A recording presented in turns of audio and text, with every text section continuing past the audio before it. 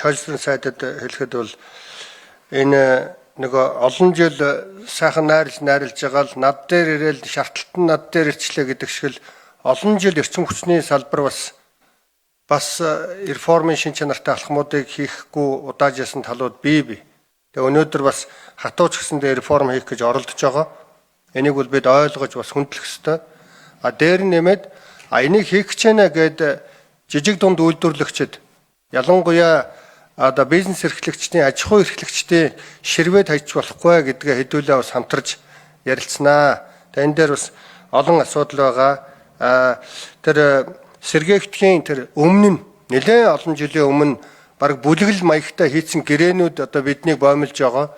Энэ дээр бас аж үйлдвэрийн бодлогын байнгын хороо яамтайгаа хамтарч тэр чи дараагийн сэргээгдэхийн инновац технологи ороод ирсэн улсуудад бас бөглөө тээг болж явахыг үүсэхгүй шүү дээ. Энэ дээр баг болж хамтарч бас бие биенийхээ ажлыг дэмжиж ажиллах ёстой. Тэгээд хоёрдугаар гол зүйл гэвэл манай Жангабел гишүүн байна, Очрот гишүүн байна, зохион байгуулалт тэгээд ойрын үед нэг хэдүүлээ ажил хэргийн мэдээллийн ойлголттой нэг болгох уулзалт хийгээд тэрний дараа өөрийнхөө гишүүн сая бас санал гаргалаа.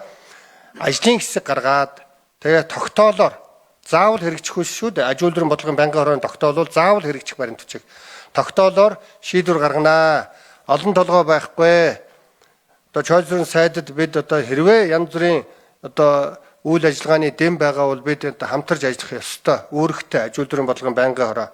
Ингээд ард иргэдэд тогтвортой эрчим хүчээр хангах тал дээр бид яг л энэ үеийг ашиглахгүй бол тэгэл удахгүй 8 сар 10 сар гэж ороод ирнэ шүү дээ.